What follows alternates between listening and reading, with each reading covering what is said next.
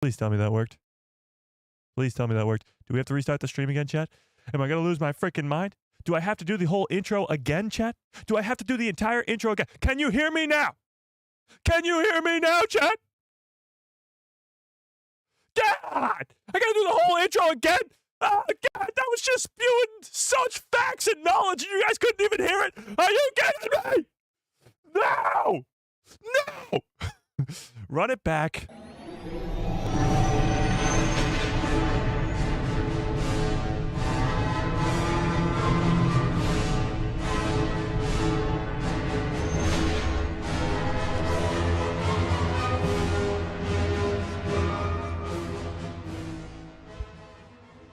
Oh, yeah. Is it Saturday already? Oh, my God. Yay, it's Saturday. The end of the week. Woohoo. Yeah, we did it. Blah, blah, blah, blah, blah. Okay. That's annoying, but that is so frustrating. I don't even remember what I said anymore. A new Star Wars horror show. Maybe I should look at the chat more often. A new horror show has been teased, or at least, I guess, confirmed by Tony Gilroy that seems to be in the works at Lucasfilm. Also, Andor Season 2 is in 10 days. Star Wars Celebration is in 6 days. I feel like I've already said all this because I did, but you guys just couldn't hear me. Oh, that's frustrating. But either way, we fixed it and we didn't have to restart the stream. That's fantastic. So, we got a lot to get into today with a new Andor trailer, because a trailer a day keeps the haters away, with Cassian Andor on Coruscant helping Mon Mothma escape the Empire.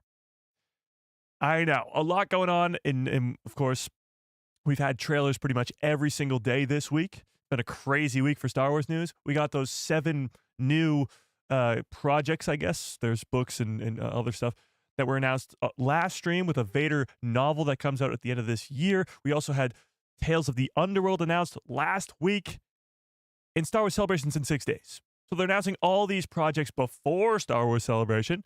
Well, then what the hell's coming at Star Wars Celebration? This time next week, we might have a Mandalorian and Grogu teaser trailer, an Ahsoka Season 2 first look, maybe, and a lot of new announcements for live action and animated shows, which is absolutely insane, because this time next week, all that's happening, and then a few days later, we get the 3-episode premiere of Andor Season 2. So with that being said, are we good? Yes, we're good to go, chat. Can we say hi to everybody in the chat now? Are we good to go? Oh, that was so unbelievably frustrating. I knew something was wrong. I just knew it. I don't know what it was. I had a gut instinct, and I turn and look at the chat, and I just see, you're muted, Mike. Mike, you're mute. Mike, you're mute. Mike, you're muted. Mute. You're muted, Mike. Mike, you're muted.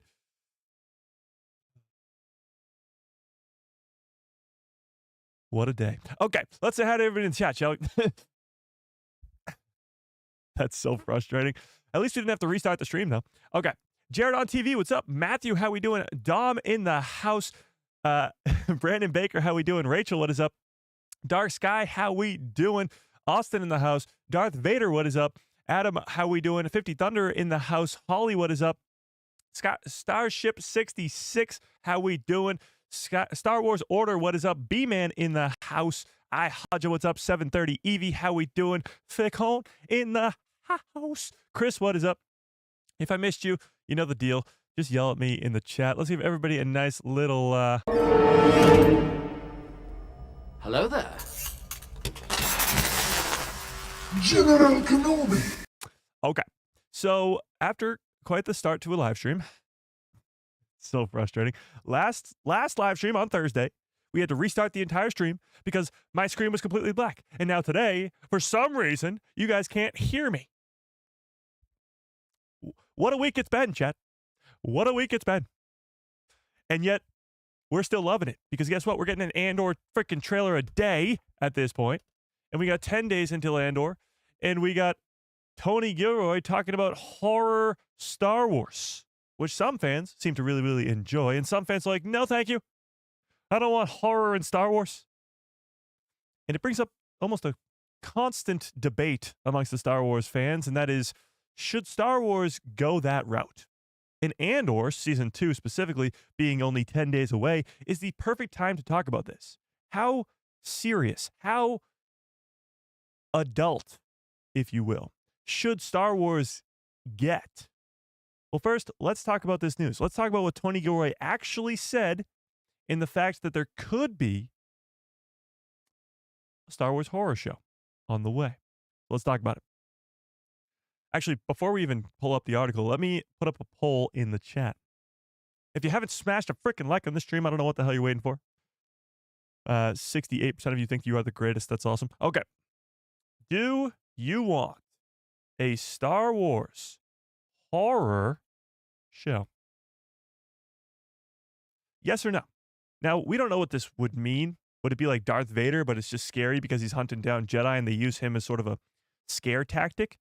Or would it actually be like, I don't know, Night Sisters? We've seen undead people in the Clone Wars, in Rebels, and in Ahsoka now, too, with the Night Sister magic. But that's not, they don't use that to make you scared. You know what I mean? Like, they don't do jump scares, really, for the most part, and they don't do anything like that. Yes, Vader is scary, but they're not using him as horror. You know? If that makes sense. Okay, let's get into what Tony Gilroy had to say about this. Okay, so this is coming from the Business Insider, apparently, because this is all strictly business. All right, let's do this. If I ever get muted again, chat, just yell at me even louder in the chat so I can hear you. I couldn't hear you guys. I mean, I was muted, but you were muted, chat. I couldn't hear you. Okay.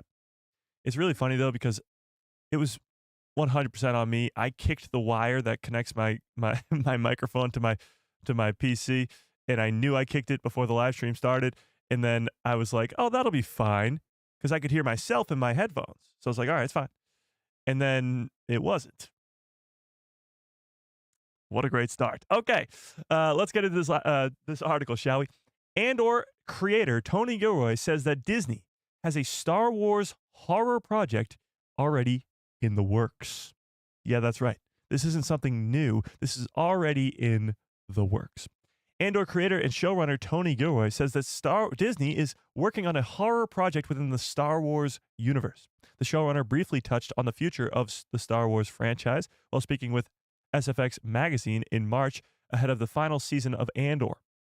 He joked that he'd like to do a 3-camera sitcom in Star Wars or a horror movie in Star Wars. Hang on, we got some super chats here. Wait.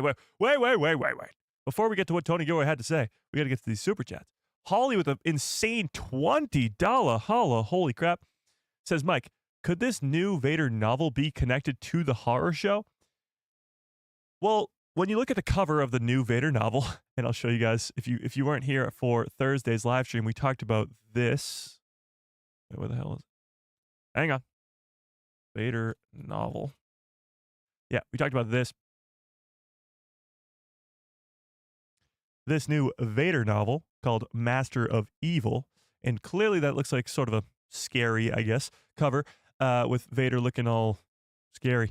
So is this connected to this possibly horror show? Maybe. I mean, if you're going to go horror in Star Wars, I feel like the best bet would be to do Vader because he's scary and fans absolutely love him.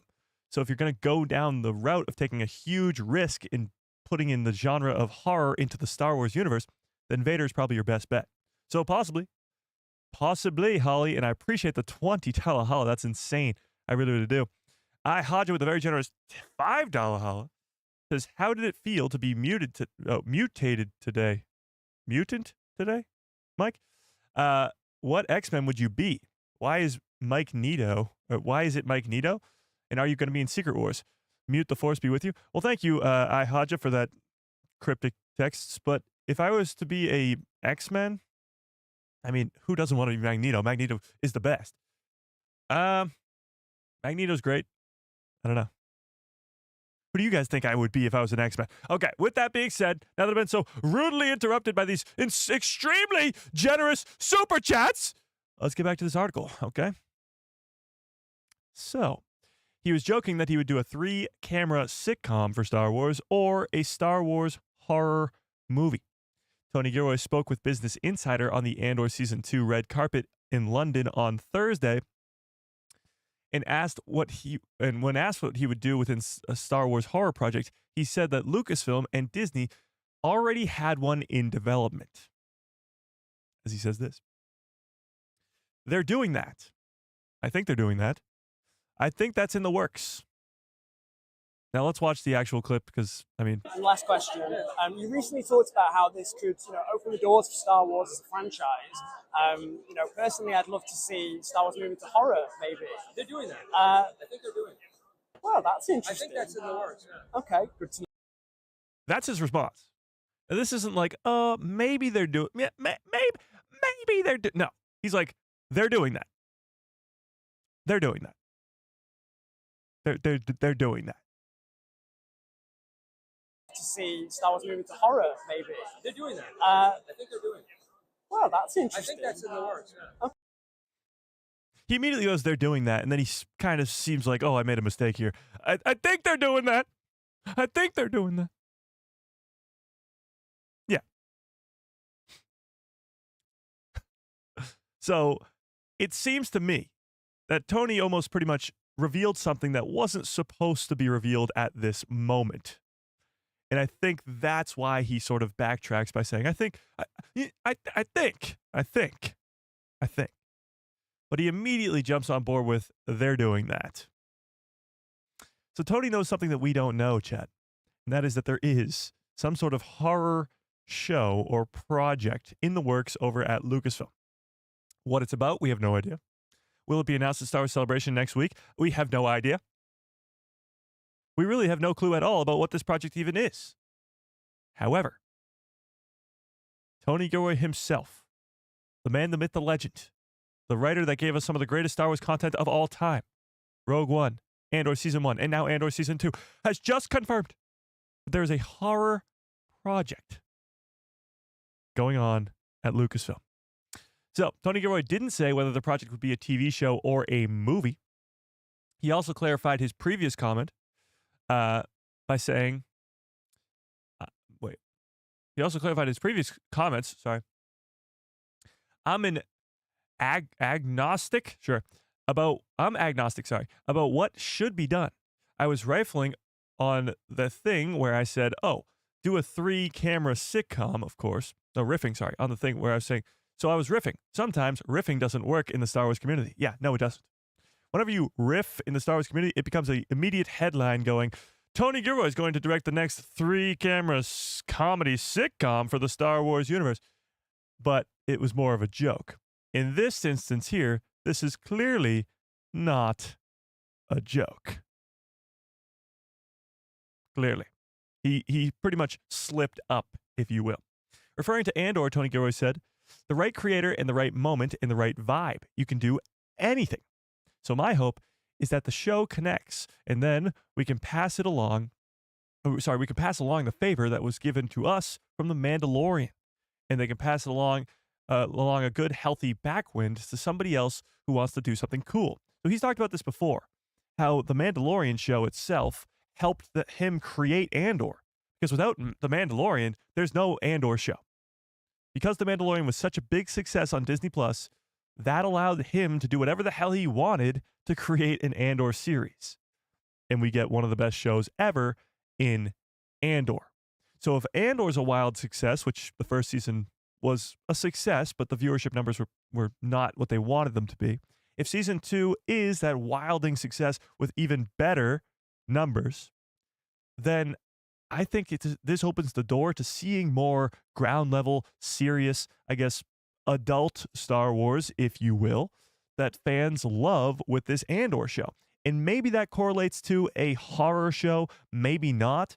But what Tony Gilroy is saying here is the Mandalorian gave him the chance to make this Andor series. And if Andor's a success, which we're hoping it is, and I really think it will be, then it opens the door for so many more possibilities in the Star Wars universe. Because Andor is like nothing we've ever seen before in the Star Wars universe. Nothing.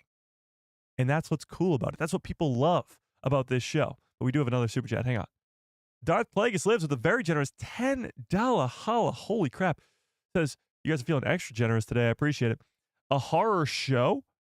Would that mean it would be rated R? Also, Andor in 10 days. Andor in 10 days indeed. Does it mean it would be rated R? Not necessarily. I mean,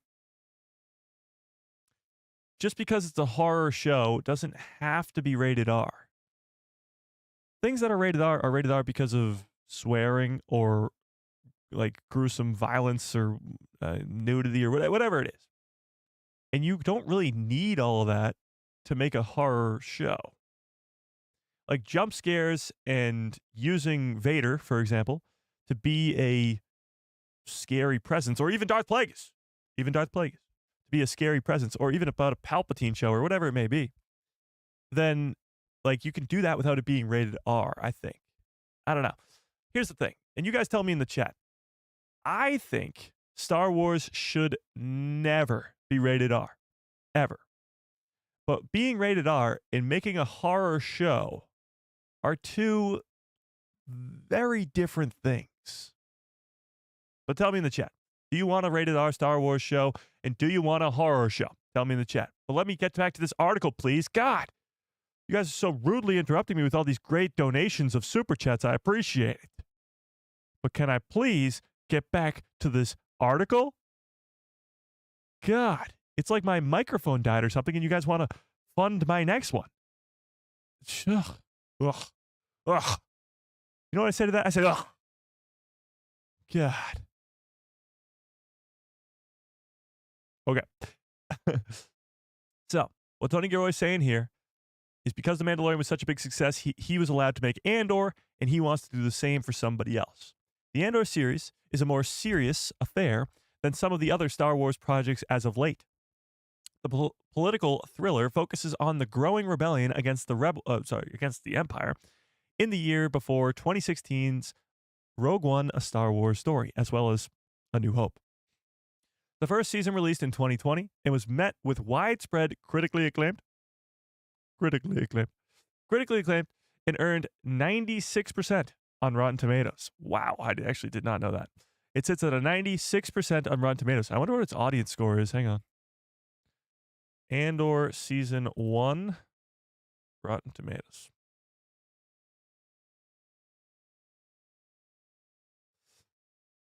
Let's see.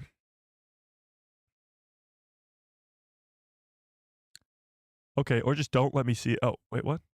Oh, there it is. So 96 for for critic score and an 87 for audience score? That's too low. That is far too low. There's something wrong with this, chat. Something's got to change there. But, okay. So a 96% on Rotten Tomatoes with an 87% on audience score. Its success showed that the Star Wars franchise can explore wider themes and genres without relying on the Jedi, lightsabers, and the Force to keep the audience engaged. That is very true. This is the biggest thing that Andor Season 1 proved. And I guess Rogue One to an extent, but not as much. I mean, Vader is in this movie, and the best scene of the movie is pretty much Vader's hallway scene, where there's a lightsaber and the Force and a Sith Lord. But Andor does prove the point that Star Wars doesn't need the Force, Jedis, and lightsabers to make a show great. And that's pretty important. Keep the audience engaged. This allows for future Star Wars projects to really branch out and possibly give us a horror Star Wars show. So, with that being said, tell me in the chat, do you want a horror show? And do you think Tony Gilroy knows something that we don't know? It's horror, maybe. They're doing that. They're doing that. Oh, they're doing that. And the big question is, will this project that he's teasing right here be announced for next week? Will this project actually be announced for Star Wars Celebration next weekend? And if so, will it follow Vader? Will it follow Palpatine? Will it follow Plagueis? Who will be the horror in the horror show? Tell me what you think in the chat. Or could they actually make it about Grand Admiral Thrawn in the Night Sisters? Because that would be pretty wild. But tell me in the chat. Because Haja just sent in a $5 holla. I appreciate that quite a bit. Says, hey, you nerf herder. Oh my God. I don't know about that. Cable, nice. Cable's a nice one too. Have you read the article yet without another rude interruption? Just checking, thanks. Well, that was a nice rude interruption, but I already finished the article, so you were too slow. Haja. Try again later when I read another article. God. But I appreciate it.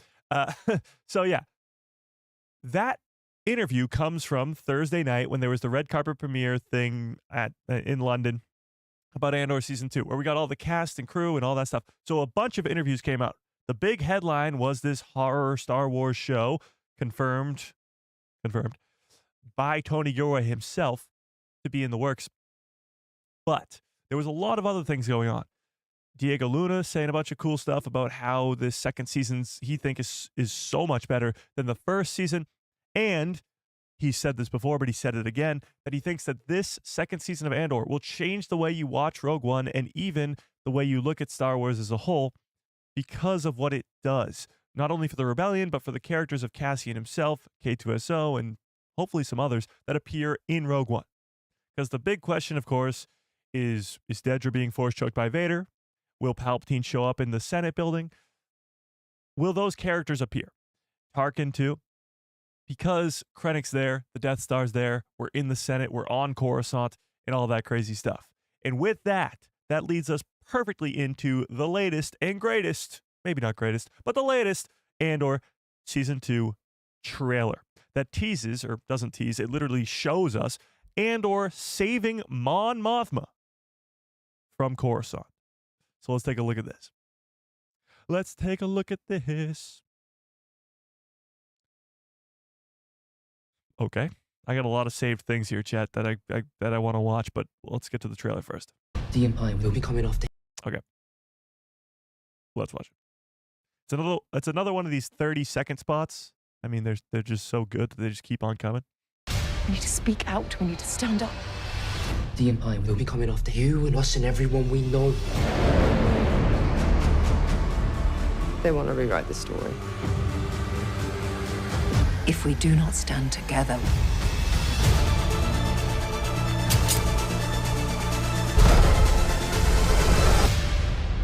we will be crushed. Okay. So a handful of new scenes in this trailer, but they are absolutely insane. So take a look at this. We need to speak out. We need to stand up. We need to speak out. We need to stand up. We don't know who Mon Mothma is talking to here, but that is Mon Mothma. That one is Mon Mothma. That one is. The Empire will be coming off the... So we get another look at Cassian in his nice new TIE fighter outfit. It seems like he's going to infiltrate the Empire again. He's wearing some sort of jumpsuit that TIE fighter pilots would wear. So he's infiltrating the Empire yet again. We'll be coming after you and us and everyone we know. I think this is Tag's, or what was his name? Tag? Son? Have we gotten a name on this kid yet, chat? This is on Coruscant. So these are the 6 stormtroopers that are likely to go be the ones that are going to arrest Mon Mothma. The picture that you see in today's thumbnail for today's live stream is just that. Let me pull this up. Hang on 1 second. Andor Season 2. These images that were released months ago for this Andor second season still gives us the coolest look yet at what's coming for the character of Mon Mothma. And that is this image right here. The one in the thumbnail today. Luthen and Mon Mothma talking to each other on Coruscant. Luthen not in his disguise. And 6 stormtroopers seemingly coming to arrest Mon Mothma. That's pretty damn important, so keep that in mind as we watch this trailer. But these 6 stormtroopers right here on Coruscant, probably on their way to go arrest Mon Mothma. Get a good look at 2 tubes there with Saw Gerrera's fort in the back. They want to rewrite the story. I believe this is Dedra speaking here. We see Dedra, but the voice does sound like Dedra. Tell me if I'm wrong in the chat. They want to rewrite the story. They want to rewrite the story. This is a new line. We haven't heard this yet in any of the trailers. And it's by far probably one of the most important ones. Who is she talking about here? Is she talking about the rebellion wanting to rewrite the story of what happens on Gorman or the Empire? Because we see in other trailers, she's being interrogated by Krennic in the same room that she interrogates Cyril in season 1. So is it possible that Dedra is going to try to sort of tell the truth, I guess, about what happened on Gorman, and then the Empire stops her and tries to rewrite the story? pretty damn wild. And we do get, yes, a new look at her wearing all black, maybe for a funeral. People wear all black for a funeral. I don't know. We've only ever seen her in all white. But they want to rewrite the story. Who is she talking about here? The rebellion or the Empire? Because it's highly likely that the Empire is going to try to spin what happened on Gorman, spin it in a different light than what actually happened. And Dedra might be there and see the Empire really kill all these thousands of innocent people and know the truth, but the Empire tells her to zip her lip because they're going to tell the rest of the galaxy that the rebels started it in this whole, these innocent people weren't really innocent. They were all rebels and they were supposed to die and they had to die because it was for the greater good of protection and blah, blah, blah, blah, blah. They're rewriting the story because that's not really what happened. And Dedra saw it with her own two eyes, but she can't tell anybody or else she'll die because Krennic's going to interrogate her and be like, you can't tell anybody or you're going to die. We're going to send a giant planet-killing weapon, point it directly at your face and kill you. Yeah, I said it. But I think Dedra, and maybe even Cyril too, seeing what happens on Gorman with the thousands of innocent lives just being slaughtered for pretty much nothing is going to make them maybe turn to the light side, maybe even join the rebellion because the Empire is so evil and they just don't even realize it yet. And this is what makes them realize. And then they're trying to rewrite the story, rewrite the history books by saying that it was the rebellion. And those people weren't innocent. They were actually fighting back against the rebellion. To me, that sounds like what's going on here. And that's why she's saying They want to rewrite the story. they want to rewrite the story. What happens on Gorman, and now I'm starting to think that Gorman will happen in like the first two arcs because it's so important to the future of the story. I guess the after effects, the after effects of what happens on Gorman will be played out the rest of the season with what Dedra sees and what Cyril sees and what Cassian sees versus what the Empire tries to spin the story as, what they rewrite the story as. And Cyril will also be there. So Cyril and Dedra, the lovebirds, might come together and go, this is not right. We must turn against the Empire. And maybe work for Luthen, work for Cassian, help him out. That'd be pretty wild. Tell me in the chat, do you think that either Cyril or Dedra or both will turn to the light side, will become a rebel by the end of season 2? What do we think, Chad? What do we think? Is that what this teaser trailer is hinting at? What do we think? I like Dedra. I like Dedra too. She's a great character, but will she become a good guy?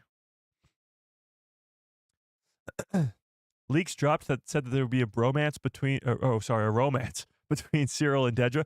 Well, I mean, yeah, that's sort of where the first season was going. You know? I want to give Dedra a big hug. There you go. Is she going to get sacrificed by the Empire, causing Cyril to join the rebellion? That would be interesting. Because in the first season, we see Dedra help the Empire so much to try and find these rebels and stop the rebellion. But what if they just cast her to the side because she saw something she wasn't supposed to, which is the Gorman Massacre? What if they have to kill everybody who's there and was in attendance because they know what happened and they can't let that get out? That would be pretty wild. That would be pretty wild. Yeah. Is she in love in a love scene with Cyril? I hope not. No. If Cyril and Dedra get together, will we get a morning after Cyril eating scene? I hope not. I hope Dedra doesn't become a good guy. I hate how Disney's show does that to all the villains. I get it. There's a bunch of redemption arcs in Star Wars, sure. I mean, Anakin being the biggest one, but you do have a lot of those characters. You got in Star Wars Rebels, you have Callus, Agent Callus. In the Bad Batch, you had, what was his name? I always forget this guy's name. Starts with an R, I think. Something. That guy. They both changed from being a villain to becoming a good guy. And maybe that would be almost too similar. But honestly, to me, it makes it seem more like the Empire really isn't in control and they're losing people because they are crazy. If that really happens and the Gorman Massacre happens and they try to cover it up by saying that the rebellion started it when they didn't, then Dedra might be like, okay, I'm done here. I'm done here. Yeah. Could be. The original Redemption arc is George Lucas, folks. It's not just Disney. Well, yeah, that's also true. Can't really blame Disney for that. That's true. Why so serialist? Okay, back to the trailer. Yeah. So, Dedra and Cyril possibly working against the Empire. K2SO. Imagine Cyril is the one, though, who actually reprograms K2SO. Because we're talking about how how K2 and Andor meet and how important that is to the story. They meet on Gorman. Cyril is also on Gorman in this room with all, like, this is the side of Cyril's head right here. He's in this room with all these K2 units. What if, because he sees that the Empire is just slaughtering all these innocent lives, that he's the one who reprograms one of the droids to fight against the Empire, and that's how Cassian and K2 become best friends, because of Cyril, because of his enemy. The enemy of his enemy is his friend, right? His best friend. Wait, that's not right. Either way, that would be pretty cool, because Cyril is in this room with all these K2 units. If he sees something going wrong and he thinks it's the wrong thing to do, he's got nothing to benefit here. So he would do something like that. It would be pretty awesome. I'd be down for that. Oh, 50 Thunder with a very generous gifted membership. Wow, we haven't had one of those in quite some time. I appreciate that. And Cannibal the Dragon got it. That's awesome. Okay, Cannibal the Dragon. Welcome to the people who love Star Wars.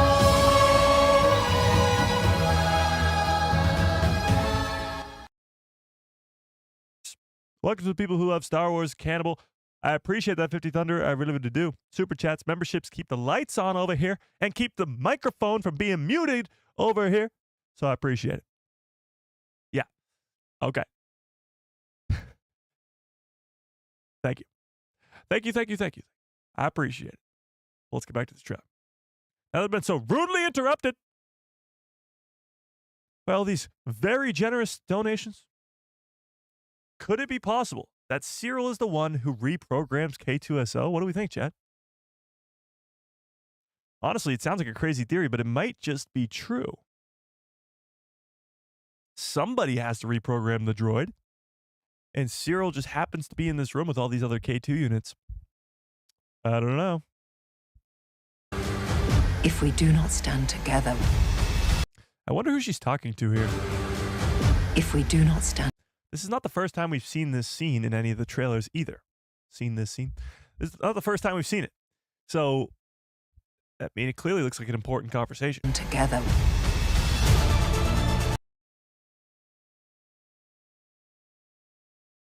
So not only is that the Senate building behind them on Coruscant, that's Cassian. Sorry, that's Cassian, and that's Mon Mothma. Not only are they on Coruscant, and Cassian is seemingly, they look pretty scared, seemingly saving her from the Empire, but she's also wearing Cassian's jacket. Yeah, that's right. Take a look at this. I didn't even notice this until today when somebody pointed it out to me.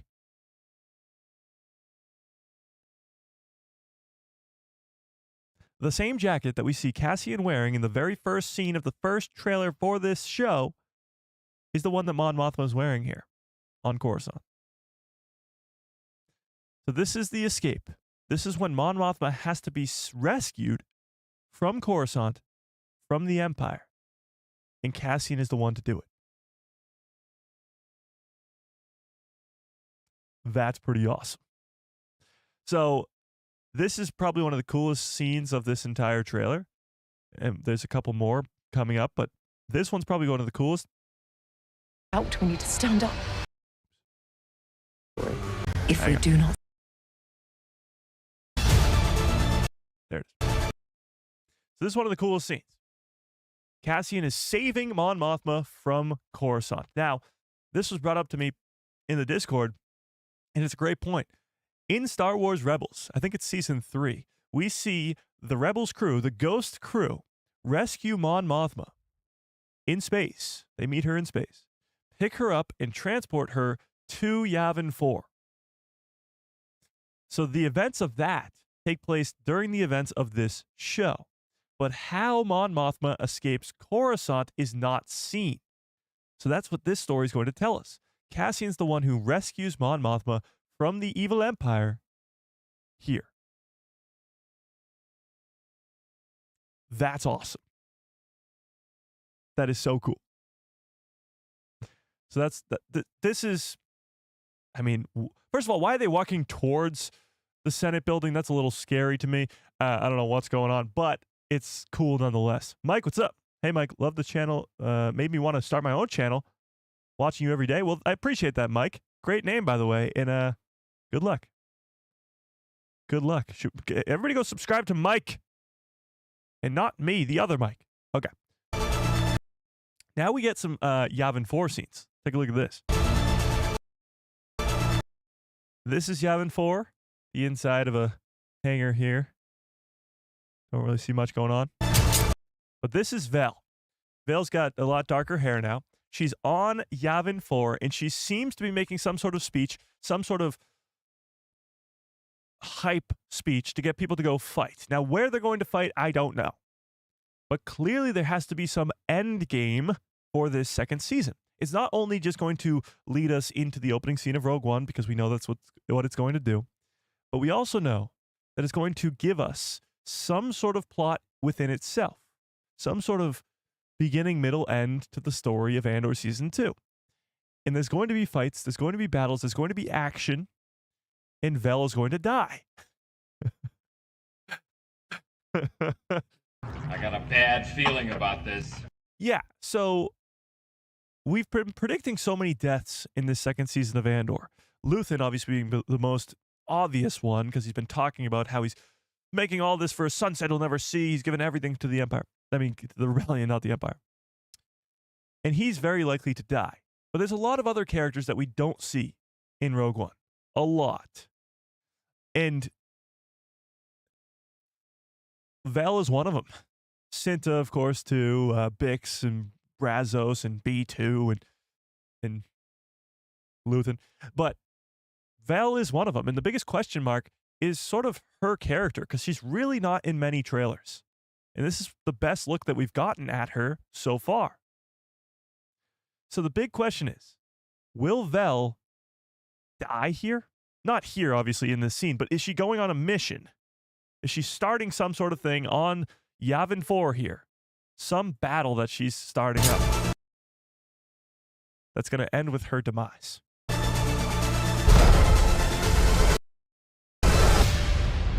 we will be crushed.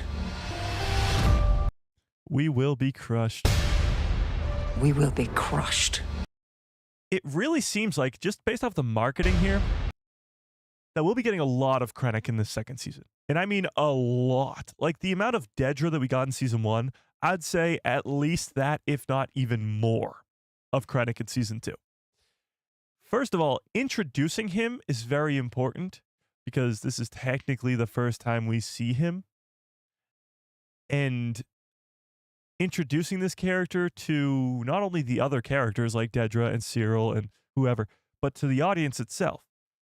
You have to make him a formidable guy. Like, he has to have a great entrance. He has to have, like, you got to think of Grand Admiral Thrawn in Rebels. When Thrawn shows up, it's so badass. He enters the room and everybody's scared shitless. And then he pretty much tells Harrison Dula everything about herself. And he already knows it. Like, he knows everything there is to know about her. That's a cool entrance. Vader's entrance in A New Hope. That's a cool entrance. So Krennic needs something like that. And I have all the faith in the world for Tony Gilroy to give us that, but I think a lot of Krennic is coming in season 2, but his entrance is a very important one as well. We will be crushed. And we will be crushed. So with this trailer, we actually got some new images. I don't know why I put that in quotation. They're literally images. New images for Andor season 2. We got these 4 sort of stills, if you will. This one of Luthen, Mon Mothma, and Mon Mothma's husband. And it seems to be that they are at Mon Mothma's daughter's wedding. This is Vel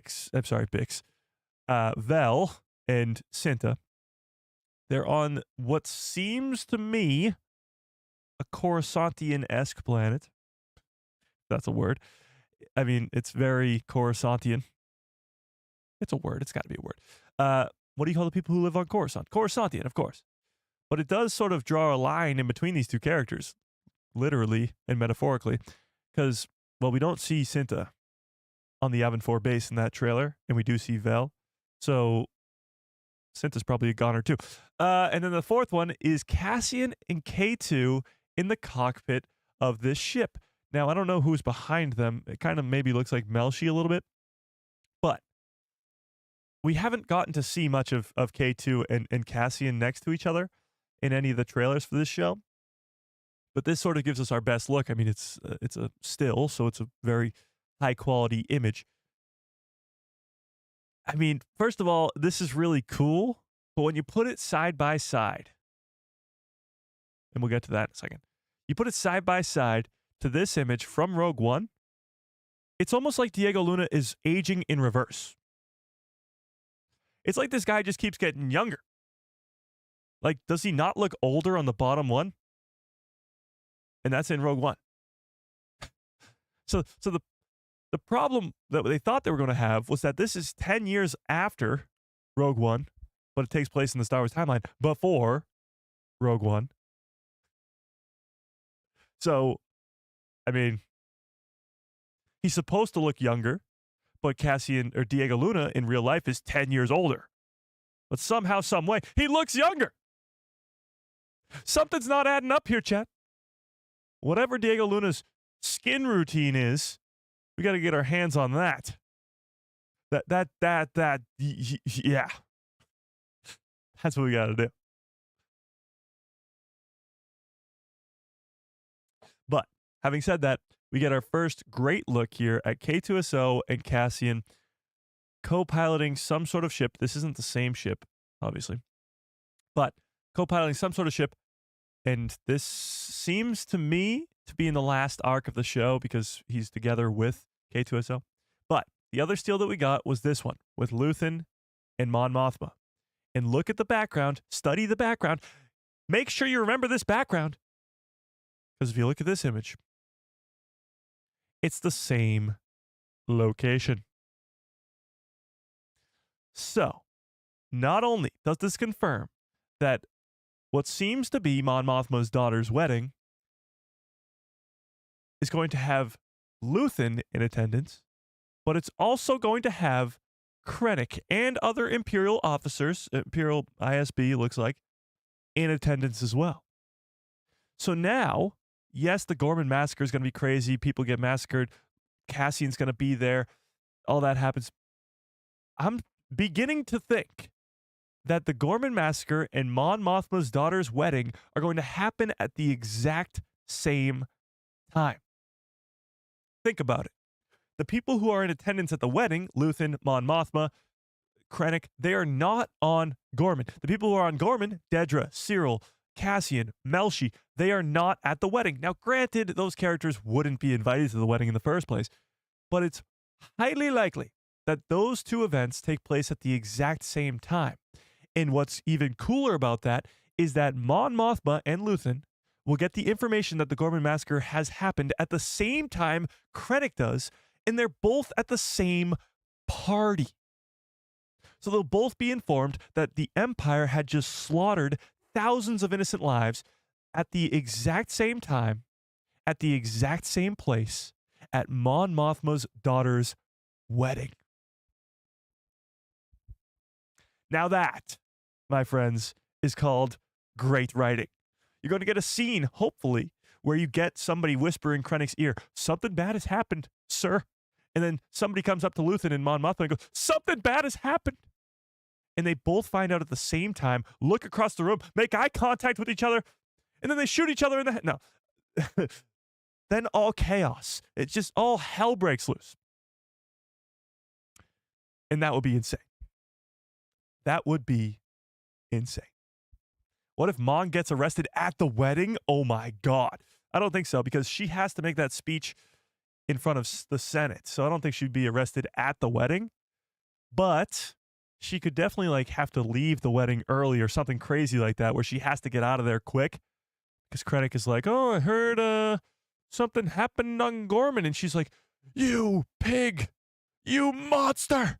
And then, you know, I don't know. She looks pretty happy here. So does Luthen. But Luthen's the freaking Joker. He's always happy. That's why he's so great. But this is the same location, the same room that they are both in, seemingly smiling at each other. And look at Luthen's Joker-looking face, smiling at the guy he's trying to take down, the entire empire that he's trying to create a sunset that he'll never see, and he's given everything to take this guy down. Oh, it's so freaking good. This second season is going to be a freaking masterpiece, and I can sense it. I can almost taste it. Ugh.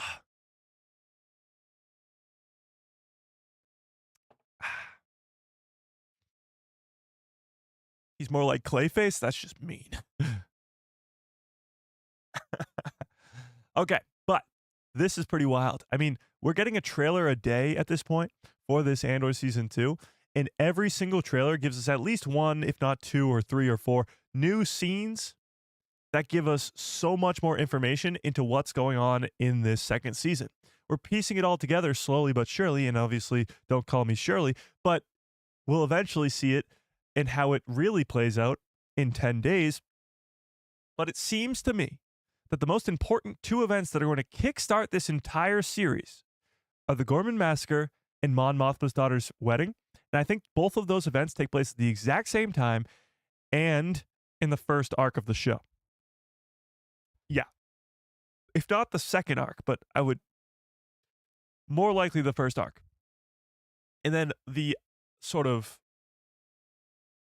ramifications of those two events is what the rest of the series is going to be. The next 9 episodes is going to be. So, to me, and they always do this with the Star Wars trailers, most of the footage that we see from these trailers is likely to be in the first couple episodes. So it's very likely that all this wedding stuff, all this Gorman stuff will be in the first 3 episodes. Just because of the way that Star Wars trailers work. Now, granted, we already know that some of the scenes can't possibly be in the first 3 episodes, as you see Cassian look way older, or way younger, I guess, look more like he's going to be in Rogue One. You see Jeddah with Saw Gerrera there. That happens right before Rogue One.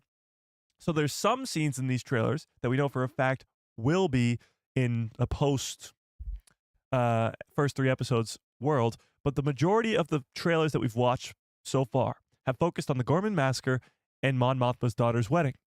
And it makes sense, logical sense, to assume that those 2 events will take place in the first half, at least, of the season, if not the first couple episodes. And if these characters are really in the same room right here, the news of thousands of innocent lives on Gorman being slaughtered by the Empire, getting to these 3 characters in particular in the same room at the same wedding, is going to be chaos and so awesome. And I can't freaking wait. They're going to have to look him in the eye and smile after they just heard what the Empire did to thousands of innocent lives on Gorman. That's crazy. That's crazy. And so good. So we actually do have more. So those are the 4 stills that we got. Yes, we have Vel in on Yavin 4, which is pretty cool as well. But we do have another piece of an interview. When we're talking about Mon Mothma, where she is as a character, we get this little piece of an interview from Genevieve from Thursday night at that red carpet. So let's take a look at this. Well, at the end of season 1, where we left Mon Mothma, was at a really difficult crossroads in regard to her daughter and her place within the rebellion and perhaps what she has to sacrifice. At the beginning of season 2, we begin at that wedding. So you can just imagine. I apologize, chat. I haven't seen this interview yet. Boom. There you have it. Mon Mothma herself, Genevieve, just confirms, beginning of season 2, Mon Mothma's daughter's wedding. Boom. There you have it. What that is for her, how complicated, and yet what it allows us is to see Mon Mothma's culture, her history, where she's grown up. We get to visit Chandrilla. We're going to Chandrilla. Genevieve confirms we're going to Chandrilla to go to the wedding, and we're all invited. Let's go. Did you RSVP to this yet, chat? Because I got a +1. Did you get a +1? I don't think you got a +1. You're not as cool as me, chat. Never seen that before. I'd never done that before. That was so revealing to me. And to see this orthodoxy, this privilege that she's grown up in, and therefore how far she chose to move from that, to become this woman, this leader. So she's talking about how Mon Mothma grew up rich. She grew up as this rich, crazy planet that looks almost like Coruscant. It's a core world. And she turns into a rebel. Like, she grows up being this rich kid, snobby rich kid, as people like to call it. And she becomes the opposite of that. She becomes a character who, on pretty much Yavin 4, is living in the dirt. Is dirt poor because she's living under the rebellion. And I think the parallels between Mon Mothma doing that and Dedra doing almost the exact opposite could be very interesting. Because we talked about this last stream, but the previous teaser trailer, and we'll watch it in 1 second, that shows Cassian in what looks to be Kenari, where he goes back home to find his sister. The crazy theory running around the Star Wars fandom is that Dedra is said sister, which sounds crazy, I know. But it's just so crazy it might work. If Mon Mothma goes from being super rich and powerful to a rebel who has very little control, is trying to be arrested by the Empire, and Dedra goes from having very little control, growing up on this crazy planet and living in the dirt, to an Imperial ISB officer, it's pretty much the yin and the yang of these two characters side by side, which is pretty damn cool, if I do say so myself. That is if, and that's a big if, Dedra is his sister. But I think the sister arc will be very important in the second season too. And then, of course, we jump, as you know, in this season. And so then we see her at the Senate, and then we see her at work, and then we see her at other crossroads and moments where she has to step out of the shadows and step forward and carry that or risk it all. She's trying so hard not to spoil anything, obviously, but she's pretty much confirmed to us right now, without spoiling anything while also spoiling everything, that the first arc will be her daughter's wedding for her. Her second arc will be her in the Senate and on Coruscant. Her third arc will be her escaping Coruscant with that, and then her risking her life and risking it all in the final arc. She has to risk it all. So thanks, Genevieve. That really cleared a lot of things up, actually. That is very, very helpful. But with that being said, we pretty much know where this begins now, and that is Mon Mothma's daughter's wedding. And I really, really think that that event takes place at the exact same time as the Gorman Massacre. And Genevieve just gratefully gave us some answers to those questions. Okay, now let's sort of, like I mentioned before, I want to take a look at this because we do get a look at what could be Kenari and what could give us answers to Cassian's sister. I've placed information vital to the survival. This was the trailer that dropped a couple days ago. I've placed information vital to the survival of the rebellion into the SAR-2 unit. Rebellions are built on hope. You want to fight? You want to fight, Or you chat? want to win? We have to beat them. I believe you have purpose in making that happen. If we do not stand together, we will be crushed. The Empire cannot win. Andor, the final season, streaming That's not the one that shows Kenari, is it? This is not the one that shows Kenari, but even still, this one is very cool because it shows, first of I all, believe you have the best scene of all the trailers. This is the ship that Vader pulls out of the sky in Kenobi. purpose in making that happen. If we do not stand together, Luthen at Mon Mothma's daughter's wedding, which we've sort of confirmed is happening now. But the other trailer, I thought it was that one. Maybe it's the other one. Hang on, chat. Oh, we got a super chat? Oh, 1 second. Okay. It must be this one. Okay. 50 Thunder with a very generous $5 hollow. You guys are feeling extra generous today. I appreciate that quite a bit. Says, will we see Cassian's sister in season 2? Well, that's a great question. And that brings up what we're just about to talk about. I think we will. And Cassian will be introduced to his sister's husband, Kino Loy. What?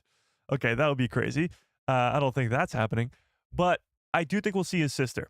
I think that arc from the first 3 episodes, it was way too important to not see it again. Actually, let's pull this up in the chat because this poll has been up for quite some time now. Let's pull this up. First of all, did you guys want to...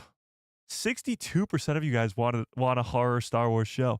That's pretty interesting. Okay. With almost 100 votes on that poll. Okay. Do you think Cassian's sister will be in Andor season 2? Was the sister arc from season 1 just nothing? Was the first 3 episodes from Andor season 1 just for nothing, chat?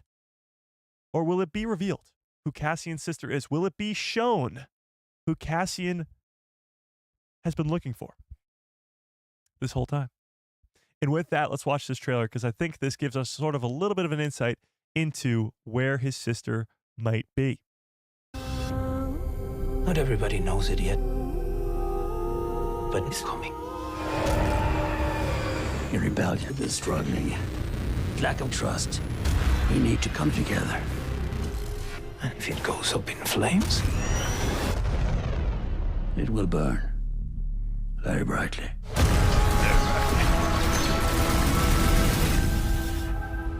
Yeah, this is the trailer I was looking for. So this right here. This planet where he's flying over. Your rebellion is struggling. Then get captured by these people.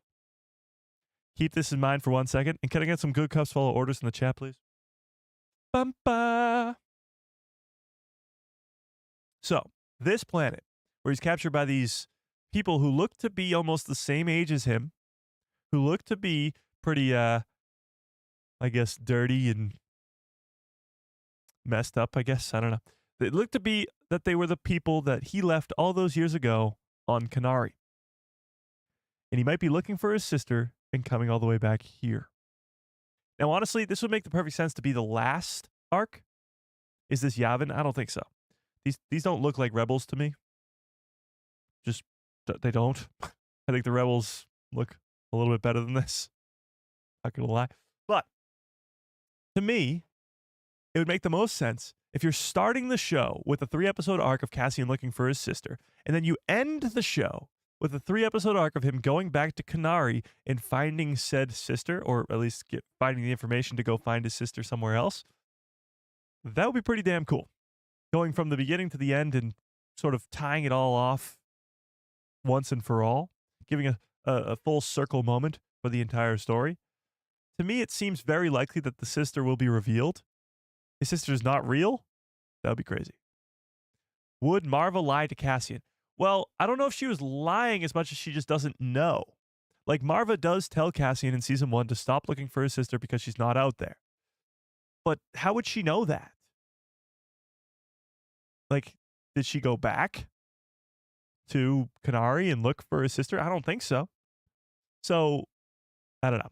The question of his sister is definitely still important. And at the beginning of season 1, he's looking for his sister in that sort of club, if you will, at the beginning of the show. What starts the whole thing, because he's on Morlana and then he kills those 2 guards, the whole catalyst for the entire show. He's only on Morlana because he's looking for his sister in that club because there's a girl there who's from Kenari. So it seems like that's a very important piece to Cassian's story. It's a what? His sister was just hallucinated by Cassian? A figment of his imagination? I don't think so. I don't think so.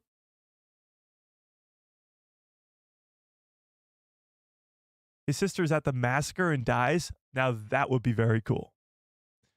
If he finally tracked down his sister to Gorman and then she died on Gorman, that would be insane. That would be pretty wild. That would make that moment for Cassian even more crazy. Yeah.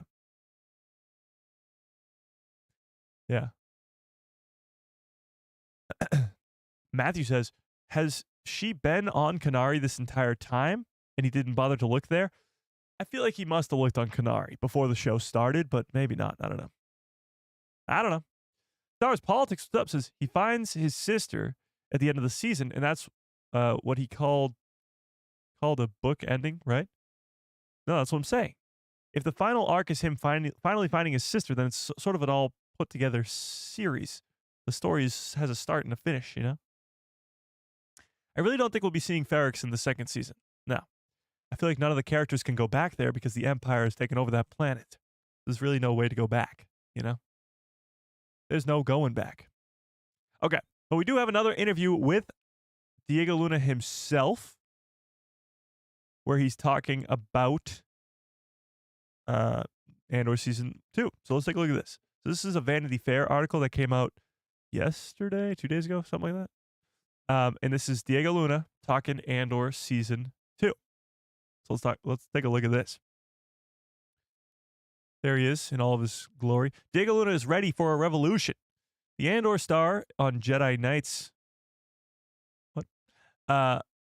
Living life without a plan. And why he's so glad that Star Wars spinoff will end after 2 seasons. I don't see myself playing Cassian until 80 years old. Well, that makes sense because you die on the battle of Scarif. So you don't really live to 80, Cassian. Diego Luna is one of Mexico's most internationally known actors, as well as one of the most popular stars in his own country. After his early years acting in Mexican soap operas, he went on to steal the spotlight and perform. Okay, we get it. He's got a great history, but let's get to the Andor stuff. Here we go. The Mexican actor now strikes again with the second season of one of TV's most critically acclaimed recent series, Andor, premiering on Disney Plus on April 22nd, 10 days from today. Diego Luna plays Cassian Andor, protagonist of the Dark Tale. Dark Tale? Did somebody say Star Wars horror show? No. Set in the Star Wars universe, has been described as if Ken Loach. Who the hell's Ken? Chat, am I stupid here? Should I know who Ken is? Had made a Star Wars movie. Okay, here we go. Ken is a cult British director. He devoted his entire life to film portraying class struggle and challenges that facing working class families and even the Spanish Civil War. Many consider him to be one of the most militant filmmakers of his generation. Okay. Don't know who he is, but sure. Look at Diego. Again, he looks younger than he did 10 years ago. This guy's crazy. Okay. So here's what Diego Luna had to say. Wow. Bringing up a guy like him with such a distinguished career to talk about Andor.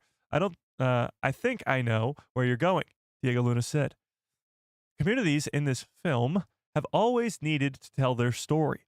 And it has never been more important to tell these stories from the bottom up, as he often did or does.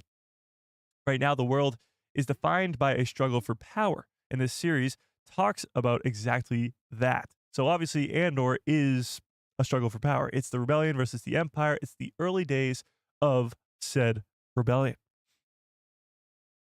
Diego Luna is no stranger to the world of the Jedi.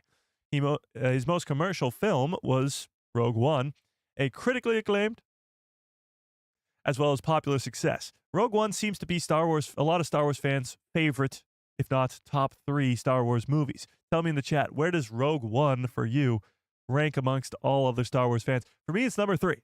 It is. It's Revenge of the Sith, it's Empire Strikes Back, and then it's Rogue One. With A New Hope right behind it. So yeah, I mean, it's very critically acclaimed, but also very popular with the Star Wars fandom. It's also set in the Star Wars universe, and many consider it to be the saga's most unusual installment.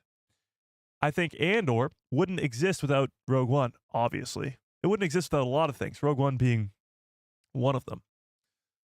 I also think that Rogue One is exceptional in every way. Andor has a great plus, which is that you don't need to have seen any other Star Wars films to enjoy it.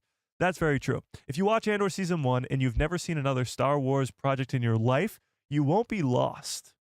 It's a very, I guess, secluded story in this universe that seems so vast. But you can understand it if you've never seen anything else. That's sort of what they tried to do with all these Star Wars projects, with The Mandalorian, with Ahsoka. But again, you can watch those projects and enjoy them and sort of know what's going on. But if you have seen the other projects that came before it, then you'll enjoy it even more. And I guess the same could be said about Andor, but not as much as the others. Yeah. A number of people have told me I'm not interested in Star Wars and I've never followed any of the movies, but I've seen Andor and I really like it. Yeah, that tends to be a pretty common occurrence when it comes to watching Andor, is people who've either don't like new Star Wars, don't like Star Wars in general, can like Andor because it's in the same universe, but it feels so different from everything else. But, and that's because if you like genres like political dramas, spy series, and mysteries, this is the series you can watch and enjoy it without having to be a loyal follower of the entire saga, because it is pretty much just a spy drama of mysteries. Andor found a place in the heart of its fans thanks to the story that skips the cliches, instead describing a rebellion led by the galaxy's forgotten and disinherited. The show feels enormously relevant. I agree with that, but I'd add another thought. The series would have been important 10 years ago, and the series will be important 10 years from now, because it is a reflection on how communities can take control and fight for their destiny. It reflects on the responsibility of being a citizen, which have long existed and are important now and will continue to be important in the future. This is very important. This is what Star Wars has always been and will be forever. Star Wars exists because George Lucas wanted to tell a story, but he tells a story in a way where there's all these life lessons, if you will, that 12-year-old kids, as George Lucas would say, should all learn, should all know. Because the history of the world, although it repeats itself over and over again, people tend to not listen, understand, get the message. And Star Wars is trying to send that message, because a lot of stuff that happens in the original trilogy, the prequel trilogy, the sequel trilogy, and in these shows, like Diego Luna says, could be happening now, could be happening 10 years ago, could be happening in 10 years from now. And all these lessons need to be learned for people to not lose sight of what's real, lose sight of what's happening, and lose sight of what you're supposed to do in this scenario. So that's very spot on. The character of Cassian Andor, just like every real human being, he's just a normal guy. He doesn't have the Force. He doesn't have a lightsaber. He's not special in any way. Often exists in gray areas. He's a cold-blooded murderer, but he's a good guy. You know, he's just a murderer, but we like him. Yeah, we like him. He might have murdered all those people, but we like him. He's the good guy. Yeah. Indeed. Okay. We portray real people without hope. They're all downtrodden, but there's still a sense of something has to happen. Something needs to happen to take down this giant evil empire against all odds. We know Cassian will become a hero in Rogue One, but we know there may be more than one path to that conclusion. There is something I've said many times before. When we talk about a revolution, the message we're sending out is that any revolution starts with yourself. So this is really seeing the rebellion grow. All this story taking place with one character. You're seeing the revolution grow within Cassian himself. Because at the beginning of season 1, he doesn't care to be a rebel. He doesn't want to at all. It takes so much convincing from Luthen to even think about it. And he still says no. Then he goes off and gets arrested by the Empire and goes into prison, has a crazy prison break. And then by the end of the show, after his mom has to die and give this crazy speech and message to Cassian, then, and only then, he's reflected upon himself enough to join the cause, to become a rebel. And the revolution starts with yourself. And that's what we see with Andor season 1. And now we're going to see it turn into a revolution itself, turn into a bigger, greater thing that expands across the entire galaxy. But it starts with one character. And that's the story of Andor and what it's telling. And that's pretty cool. Diego Luna is spot on with this so far. When I asked why a performer who came up with this indie film agreed to do something so far from his typical work, he explained, "I've been a Star Wars fan since I was a kid." There you go. "I grew up with the first trilogy and became a fanatic. I played Jedi with my cousins, although I must admit that part of me was always drawn to the dark side." Oh my God, Cassian Andor is a Sith Lord. Confirmed. Confirmed. Diego Luna, Sith Lord. Write that down. Hang on, we got a super chat. Hang on, we got a super chat. Oh my God, I Haja with a very generous $10 holla. Holy crap. Says, "Do you think Andor will retcon any aspects of the Rebels Season 3, Episode 18, Secret Cargo? Or will it link into it, possibly with cameos on purpose of the Rebels crew? Or enhance it a little bit more? Both Mon Mothma and Saw Gerrera are in it, and it would be great." Yeah, so we talked about that a little bit earlier, but absolutely. Mon Mothma and Saw Gerrera are both in Rebels, both in Star Wars Rebels. So the fact that those two characters cross over from Andor to Star Wars Rebels in this same time period that Andor Season 2 takes place, it does give you the possibility of seeing characters from the Ghost crew. Harrison Dula, Ezra, Chopper, etc.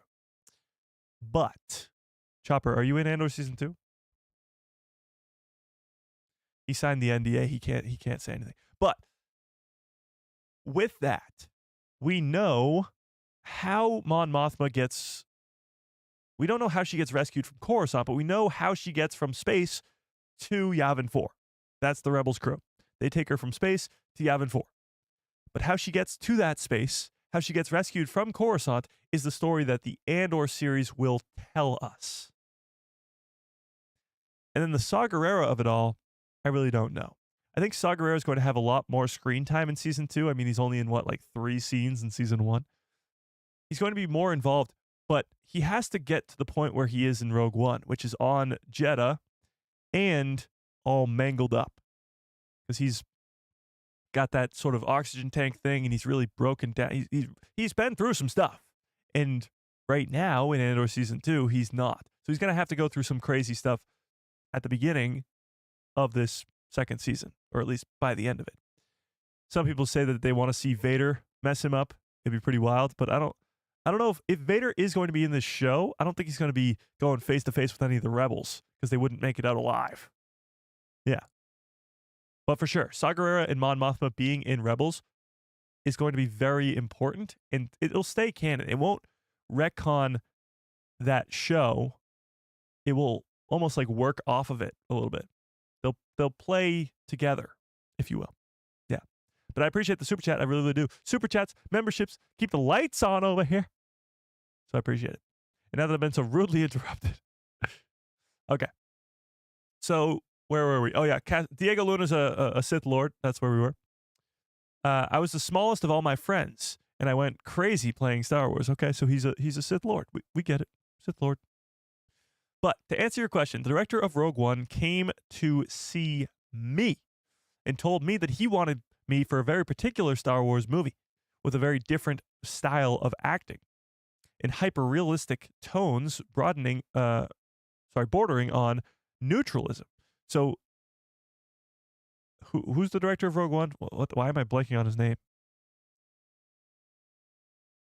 Gareth Edwards? Is it Gareth Edwards? I think it's Gareth Edwards. But he came to Diego Luna himself cast him. He was hand-picked, if you will. He wanted to create something that was close to being almost like a documentary in its tone, I guess. I wanted them to improvise, to take over the character, the dynamics between them. I'd love to feel like I was watching something that was like a Y2 Mama Tambien? Hang on, Chad. Tambien means also, doesn't it? Mama, I'm guessing, means mama. I forget what Y means. 2 is you, right? I don't know. I don't speak that language, but I think I'm pretty close. Somebody help me on the chat. Or maybe I'm really far off. That would be hilarious. He told us. At the moment, I thought, well, maybe this is the role for me. And that's how he became Diego Luna. That's how it became. It means, and your mom also. Boom! I was right there! I was right there, chat. I was so close. I was right there. Okay. But at the time, the actor did not know that there was a catch. When he approached me, he was suggesting that I audition to be in the film. Okay. But he still had to convince someone else in charge. I don't know what that was. And then began an endless series of auditions and readings. In the end, everything went well. People enjoyed that it was different, darker, and more mature. That you couldn't watch it with a 6-year-old because of the ending was bleak. Well, I mean, everybody does die at the end. That is sort of the idea of Rogue One. But yeah, I wouldn't watch it with a 6-year-old, I guess. Hey, you know this great character, Jyn Erso? She's great. And Cassian, he's great too. And all these rebels, they're great. You just turn off the movie before the end. They send up the Death Star plans, then you just turn it off. Yeah. But Rogue One, he says, went places that the other 9 films of the franchise did not. Diego Luna says Andor is very similar in its procedure. It's a precursor. What English, Mike? Because we didn't have anything to prove. And that's pretty much been the case the whole way. Okay, then it goes into other stuff. So this is all he had to say about Andor, but that's a lot. And he's spot on. I mean, what Andor does, especially for other future Star Wars content, it's really great. I mean, it allows us to get so much in the future in terms of different genres in Star Wars, because we don't have to just do what's come before. We don't have to get more Jedi stories, and we can do a more grounded thing with the Rebellion and stuff. And when you think about that, because when you think about the Skywalker saga, everybody thinks of it as this wicked it's only 60 years. 60 years. And now we're going back 25,000 years before it to the dawn of the Jedi. We're going back at some point to the Old Republic. The stories that you can tell in just this tiny 60-year time period, or even dwindle it down even more to this 5-year time period from Andor Season 1 to A New Hope. All that storytelling in just 5 years. With Star Wars Rebels, Rogue One, Andor Season 1, Andor Season 2, A New Hope, all these different characters, all in just 5 years. Think about how much storytelling can be done for the next 25,000 years. Like what? Star Wars till we're dead, pretty much. William, what's up? A guy who loves fake Star Wars? See, that's funny. You want to know why? Well, it's funny for 2 reasons. One, it literally is Star Wars. A New Hope, Empire Strikes Back, Return of the Jedi, also Phantom Menace, Attack of the Clones, Revenge of the Sith, also the Clone Wars, also Force Awakens, then Rogue One, then The Last Jedi, then Solo, then Rise of Skywalker, then The Mandalorian, and all the Disney Plus shows. You know, Rebels, Bad Batch. But it's also funny that you took the time out of your day to be so generous to click on my video. Fantastic. Maybe you even dislike the video, which would even be better for the algorithm. So I appreciate you. I appreciate your time. I appreciate your effort. And I appreciate the fact that you love Star Wars. Incorrect. Okay. Love you, William. Okay. Who did Mike say was a Sith Lord? Diego Luna. Yeah, Diego Luna is confirmed a Sith Lord. Get Fisto, what's up? My kids have seen it all. They've been dragged to my they've even been dragged to my lectures, which sometimes include Star Wars and the history of decolonization and rebellion. Oh, okay. Okay. What? I don't understand. It boosts the algorithm? Well, a dislike is obviously a bad thing. Duh. But it's interaction nonetheless. So I appreciate you guys hitting the like button and, of course, commenting and doing all this stuff. It boosts the algorithm quite a bit. I'll give you a little bit of a behind the scenes at YouTube. But a dislike does not hurt as much as people think it does. It's still engagement. And YouTube wants engagement. So when you guys click on a video or like a video or comment on a video or share a video, that's all engagement. And disliking a video is just more engagement. Yeah. But hey, that's the thing. I mean, I get a lot of messages like that all the time. Honestly, that was a very nice message, to say the least, from what I've seen. But I just, same. It's always the same. Hope you have a great rest of your day. Sorry that you don't like the content. I don't know what to tell you. I mean, it's your time you're wasting,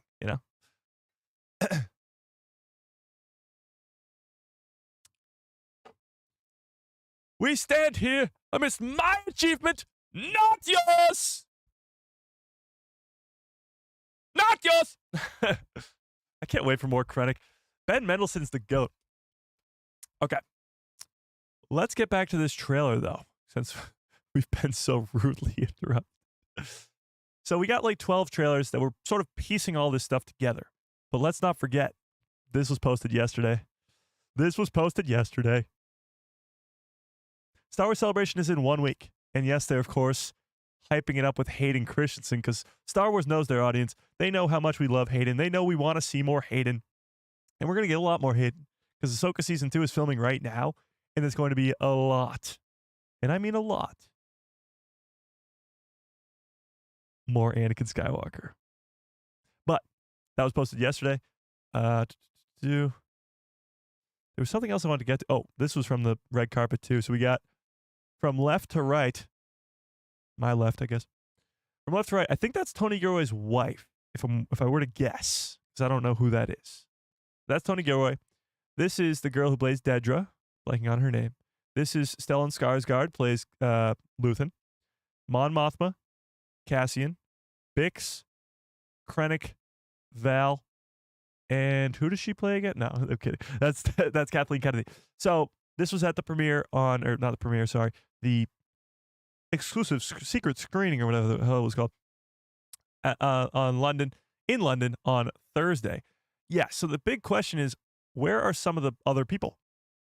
Somebody commented, where's Cyril? Where's Cyril? Where's the guy who plays Brazos? Where's Cinta? Where is... I don't know who else is missing here, Chad. I don't know. Let's see. We got Bix, we got Andor, we got Mon, we got Luthen, we got Krennic, we got Dedra. So Cyril's missing. Brazos, I guess. Saw Gerrera. Saw Gerrera's missing. Who else is missing in this picture, Chad? Who else is missing, Chad?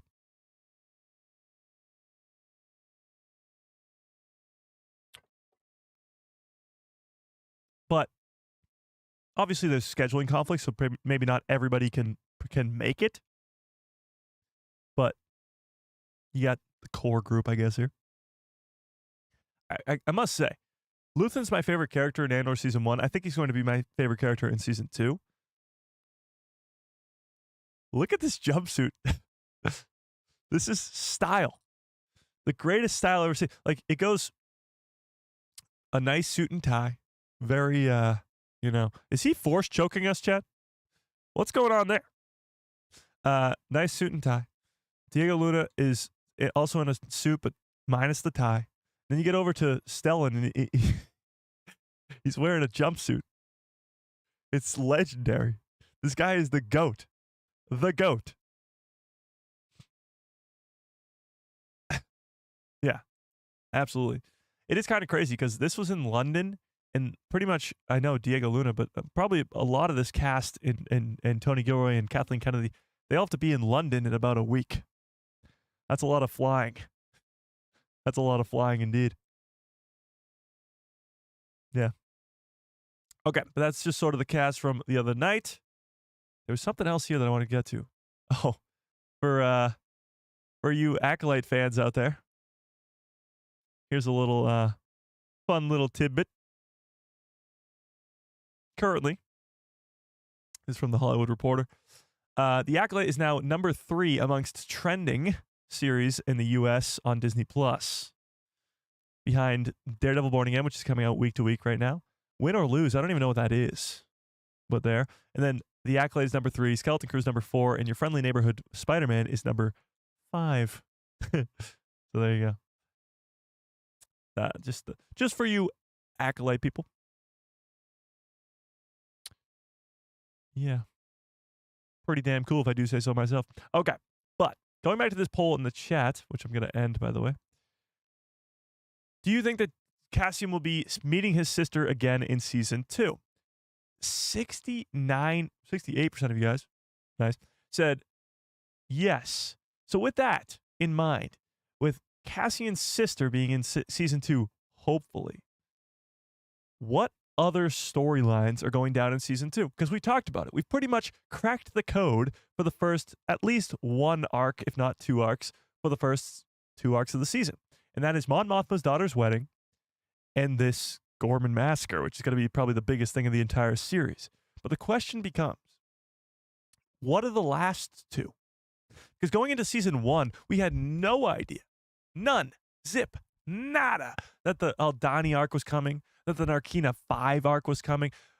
By the way, Kino Loy is going to be in season 2. How the hell does that work? We didn't know Marva was going to die. We barely even knew who Marva was. So coming into season 2, we think we know a lot. Gorman Massacre, Mon Mothma's daughter's wedding, all this crazy stuff. That could be just in the first 3 episodes. And then the next 9 episodes, we're completely in the dark. We have no idea what's going down. No idea. So the big question becomes, if Kino Loy is really coming back, if he's going to find his sister, if Vader, Tarkin, or Palpatine show up at any point, we don't know really anything about this show. Anything is an over-exaggeration. We know a lot. But we really don't know much about the back half of the season, because it has to have its own specific story. Yes, it's going to lead into Rogue One, but there has to be some big climactic ending for this season. Like Ferrix, with all the characters coming together for Marva's speech and a whole brawl happening in the streets, like something big like that. Some big battle has to happen to end this show, and it has to be leading up to it for the entire season. But what that is, I have no idea. So tell me what you think in the chat. What are your, let's say, craziest predictions? You're going to hear me say that a lot over the next week and a half. Tell me your craziest predictions for Andor Season 2 in the chat. And then I want to get back to this horror show in a second. But tell me in the chat, what do we think? And while you do that, let me pull this up real quick. Oh, we already watched that trailer. Never mind. Okay. Never mind, chat. Yeah, the horror. Everybody's talking about this horror show. Oh yeah, the DLC for Star Wars Outlaws comes out the day of Star Wars Celebration, so the April 18th, next Friday. Also, Light and Magic, the documentary of Industrial Light and Magic, season 2 of that comes out also next Friday. So watch out for that too. But let's hear it. Win or Lose is a Pixar series? Oh, okay. Okay. Yeah. We definitely need more Chimere. That's a fact. That is a fact. I want to see Andor work with Saw. Well, Saw Gerrera's importance in season 2 is going to be a lot higher than season 1. That's for damn sure. And the question sort of becomes, how? Like, what is Saw going to do in the second season? Like, what's his purpose, I guess? We see all his ships and everything leaving his base. Where are they going? They're clearly going to go join some battle or something. They're going to do something. So we're going to get some action scenes with Saw Gerrera for sure. And at some point, we're probably going to get to see him get all messed up, because we see him all messed up in Rogue One. Yeah. Yeah. Will the Emperor show up in the show? Let's put up a poll in the chat, because to me, I think the Emperor seems to be a good bet. Well, let's pull it up. Do you think Palpatine will be in season 2? Yes or no? What do we think? Emperor Palpatine. Will he be in season 2? Okay. What if the horror show is about Chimere? That would be insane. I doubt it. Chimere does have that sort of creepy, scary sort of vibe. What if they changed the Acolyte into a completely different show called like the Chimere Show or the Plagueis Show or something, and it was a horror show? That would be like a full 180 turn. It'd be kind of cool though. I'd be down for that. Maybe people would get on board if it was something like that. Did you notice in the new Andor trailer that there was a mysterious new character in the Emperor's Senate seat? Yeah. Well, we don't know if it's a new character. It's just too hard to make out because the character's too far away. I mean, it could technically be Masamita. It could be who's the other character that's usually up there with Palpatine? Completely blanking on the name. They were name dropped in season 1 of Andor. What the hell's their name? I don't know. But it could be one of those characters. It could be a brand new character. Absolutely could be. For sure. Yeah.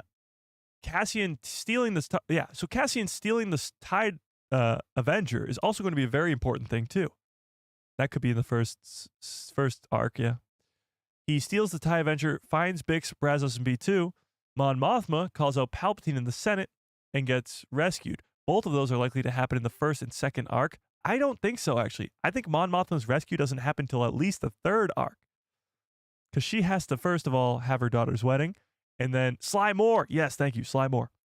First of all, have her daughter's wedding. And then second of all, go in the Senate and call out Palpatine himself. Yeah. Yeah.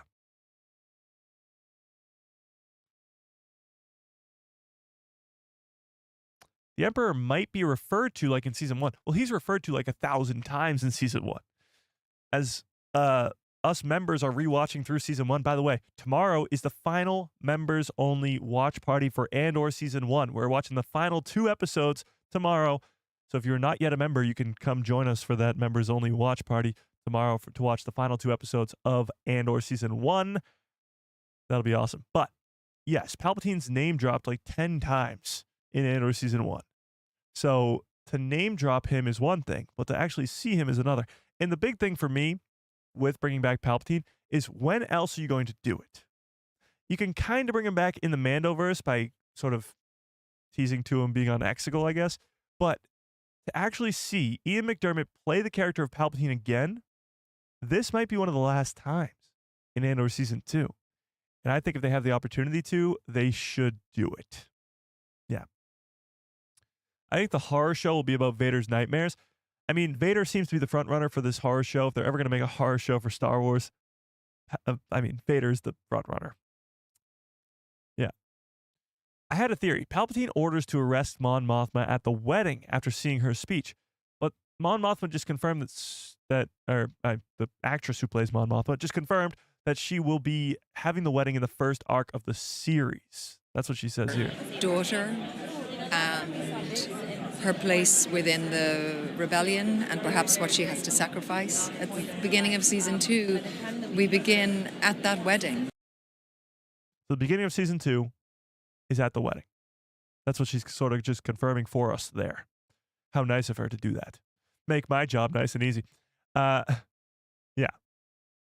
What if the horror show is about General Grievous transforming into a machine? That would be pretty wild. A General Grievous origin story with a horror aspects to it. I don't know. That'd be pretty cool. Was Palpatine in the Senate building during Mon Mothma's speech? Well, that's the question. That's the question. And by the way, 76% of you say yes, you think Palpatine will be in season 2. Wow. I agree with you, but that's still a very high number. Palpatine would be a good guess for, what? I snood think? What the hell does that mean? What the hell does that mean?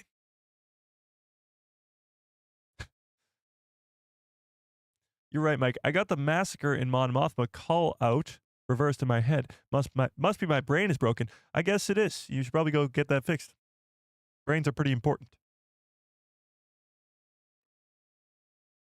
Would love to see Dedra hit Cyril with the "be careful not to choke on your own aspirations." Oh, that'd be mean. Yeah. Yeah. The horror show, Dancing with Death. Sith stories and their obsession with dealing with the death and rebirth. A Sith being haunted and such like that. It would be cool. Just an all Sith show. Tales of the Sith, and it's just a horror show. That'd be crazy. Yeah. Well, we know that Dedra at least is going to be interrogated by Krennic. We've seen that in the trailer. But the question becomes, is she really getting force choked in that scene? Like, that will be revealed in a couple weeks here, at least in 10 days. And that will change everything. Because if Vader's in that scene, then that would just be absolutely insane. Yeah. It'd be crazy. If you don't know what I'm talking about here, let me pull up the scene I'm referring to. This one right here. It's in this trailer, right? Yeah. No, it's not in that trailer. No, it's in this trailer. This trailer. There's too many trailers to keep track of, chat. I came with you to be part of something. Together, we will be crushed. I forget what it had. Oh, right Monster here. will come for us all. The monster will come for us all. And when she says that, I mean, we do have another image from this room, like we were looking at earlier, right here. This is the same room. She looks pretty pissed off, if I do say so myself. She looks pretty mad, and this is the same room that she's being force choked in this trailer. Or maybe a panic attack, as some people say. My biggest thing with this whole force choke versus panic attack is, why would they throw in this one scene for 1 second in a trailer? Monster will come for us all. Evolution is Because that's it. It's for 1 second in the trailer. And they know that Star Wars fans will lose their minds when they throw stuff in here like this. They know that. So this is on purpose. This is for us to go, oh my God, she's being force choked by Vader. And if she's not, then that's sort of false advertising, if you will. But the monster will come for us all. And it's even followed up by the line, it even follows the line, the monster will come for us all, which is crazy. Because that means this is probably a monster coming for her. Also, her eyes, as you watch the scene, they go from looking straight to looking to her left, our right. Because it looks like she's almost watching somebody walk in the room. I don't know, chat. It'd be pretty wild if she was getting force choked by Vader here. That's all I'll say. Yeah. That's all I'll say. Yeah, they knew exactly what they were doing. Lucasfilm is so smart when it comes to making these trailers that they know exactly what to do, where to put the pieces and all this stuff. We've been getting a trailer a day, and each one of these trailers has been different. They're all sort of the same scenes with a couple new ones every once in a while, but they're all different, giving us cool little Easter eggs like this, where Mon Mothma is being saved by Cassian on Coruscant in the same jacket that he's wearing in the first trailer that we get. And this is clearly got to be on Coruscant then, because he's wearing this jacket, and he's on Coruscant, and then he's saving Mon Mothma and gives her the jacket. Now, why she has to wear the jacket, I don't know. I have no clue. Is it a super secret safe jacket? I don't know. But she's definitely being saved by Cassian here. And this does mean that Cassian does get sort of the promotion of, you can go save our most important asset on Coruscant. That's a pretty big promotion, if I do say so myself. Yeah. To blend in, I guess. I guess the gray, the brown jacket helps blend in. Yeah. Who did Cassian kill to get the blue jacket? Well, no, he's probably just wearing this underneath. I'm out here predicting all these deaths. You guys are the ones who are like, who did he have to kill to get that shirt? Who did Cassian have to murder to get that shirt that he's wearing? He bought it off of eBay, chat. Amazon Prime. Duh. 2-day delivery. Actually, in Star Wars, it's 1 day delivery.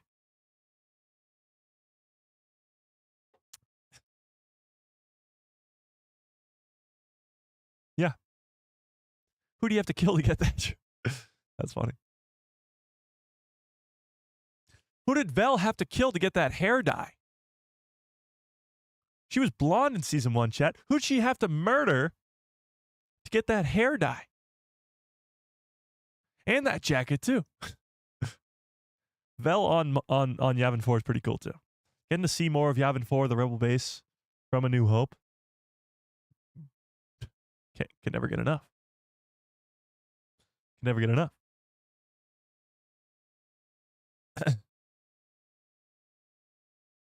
But to me, this is one of the coolest things that we've gotten since we last met.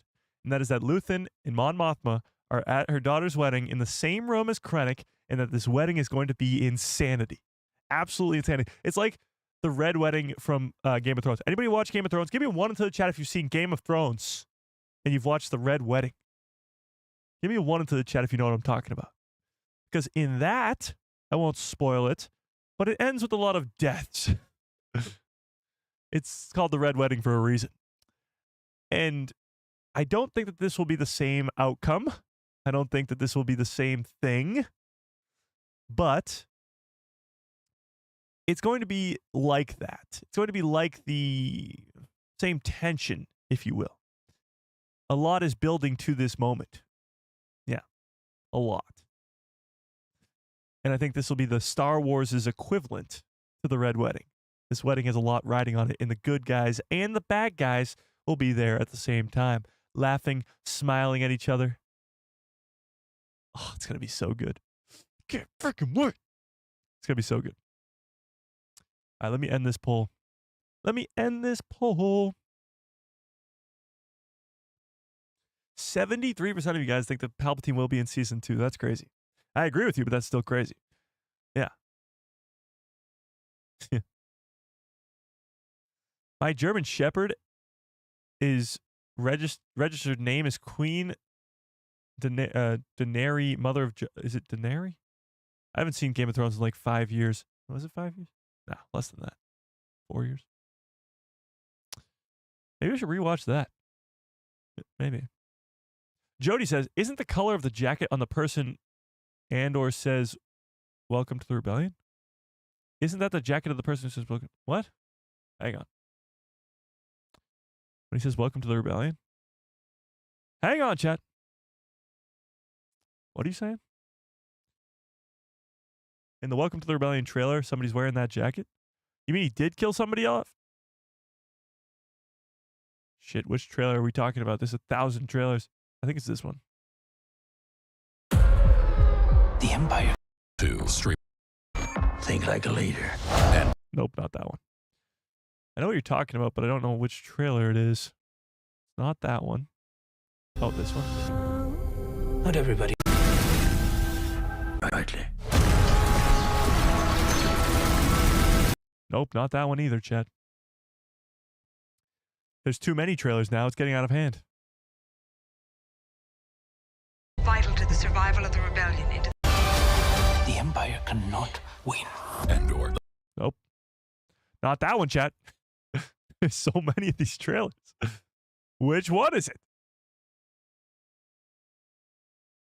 This one. The Empire cannot leader. Andor season. Oh, that's the one we just watched. That's the one we just watched, chat. You need to be silent. Welcome to the rebellion. Oh, there you go. Found it. Welcome to the rebellion. Yeah, so he's saying welcome to the rebellion to Mon Mothma here. Pretty sure she's already in the rebellion. She's funding the whole damn thing. Right? But yeah, this is on Coruscant for sure. He's got a bloody lip. He's clearly punched somebody to get her out of here. There was some sort of fight. Welcome. Yeah, that's Mon Mothma in his jacket. There you go. To the rebellion. And he's welcoming her to the rebellion. I mean, I guess her time on Coruscant is done. That's for damn sure. She's not going back. That's for sure. Somebody's got to put all these trailers in the same place somehow so I can find them easier. Yeah. Indeed. Horror movie about stormtroopers trying to survive a night on Andor. Oh, so it's pretty much just a Battlefront 2 game. Yeah, that's a great game mode. That is scary as hell. When you're a stormtrooper getting hunted by Ewoks, it's crazy. Cyril wears a brown jacket as well, but I think it's Mon. Yeah, it's Mon. Cyril's brown jacket's a slightly different. Actually, is it? Is it the same jacket, Chad? Hang on. No, it's different. This is Cyril's. I was going to say, what if he killed Cyril to get the brown jacket, but it looks different. It looks slightly different. Yeah. I just rewatched the Secret Cargo episode of Rebels and a couple others to prepare. Yeah, I'm going to have to do that too. Go watch some Rebels episodes to get hyped up because, yeah, Saw Gerrera and Mon Mothma are both in those episodes. And Leia. Leia's in Rebels too. Do you guys think we'll see Leia in Andor Season 2? That would be pretty crazy. Hey, Ewoks are scary? Yeah, they are. Don't let anybody tell you different. Yeah. Battlefront 2 still holds up. I just wish they made Battlefront 3 because like they could do so much more with that game. New characters, better graphics, all that stuff. But Battlefront 2 still holds. Still holds. Okay, I do have to get on out of here, though. I got to go finish a short for tonight, so watch out for a short at 5. I'm working on something crazy. I'm going to try to get it out to you guys by tomorrow. If not, then it will be Monday. I really hope, because I want to get it out as soon as possible. It's something really, really cool that I've been working on for weeks now, and it's really, really difficult to create, so I really hope you like it. But I'm trying to just get it as good as possible. I don't want to rush it out, but at the same time, I'm trying to rush it out because I want to get it out before all Star Wars Celebration and Andor nonsense. But I'll give you guys a little bit of a sneak peek here. You guys stayed through the whole stream. You get a sneak peek. You get a sneak peek. Okay? So if you're a member and you have access to the members only portion of the Discord, obviously, then you've already seen this. But for those of you who aren't, take a look at this. So this is a very, very sort of small sneak peek as to what this is. This scene itself is not even finished. I have Obi-Wan saying something during this scene. It's a whole thing. But take a look at this. This is sort of a sneak peek into what's going on behind the scenes.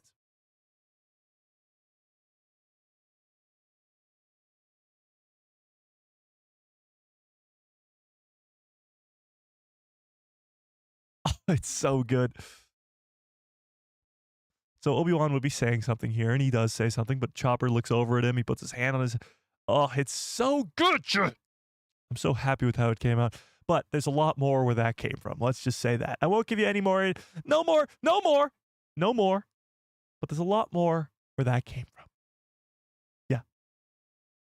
I'm too old. I don't even know what Discord is. It's just another app sort of where you could just message a bunch of people. It's like a group chat type deal. But a Star Wars one. If you're not in the Discord, there's a link in the description below to the people who love Star Wars. It's a free Discord completely. If you're a member, you have instant access to the members only portion of the Discord. So go watch out for that. So I'll give you one more peek at it. This is the sneak peek of what's happening behind the scenes here.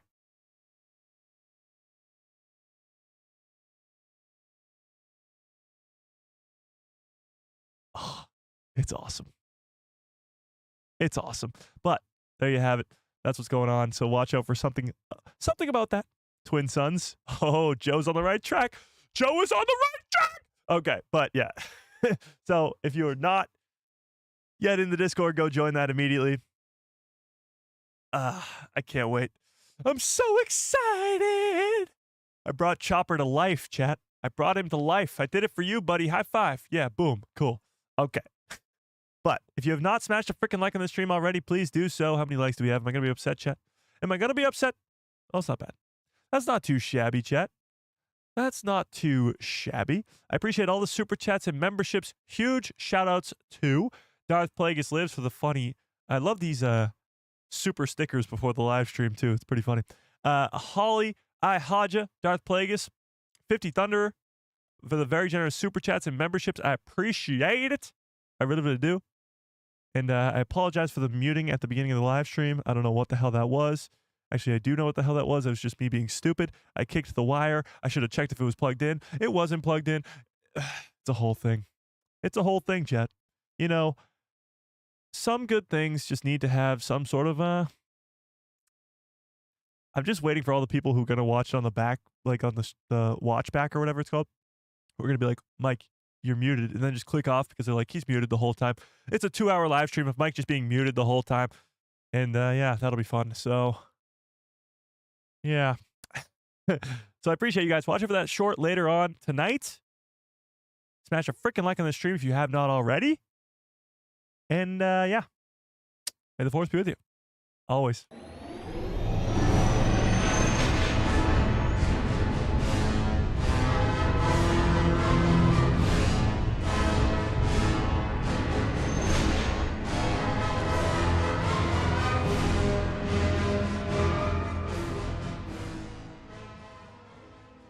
Oh yeah, what a great stream. What a great show. You guys are the absolute best. I appreciate you all so much more than you will ever know. Last stream, it was a completely black screen and we had to start over the entire live stream. This stream, I was muted for the first, 2 minutes of the stream. What could possibly go wrong next stream? Hopefully nothing, but only time will tell. Until next time, hope you have a great rest of your evening, great rest of your lives, and good night, everybody.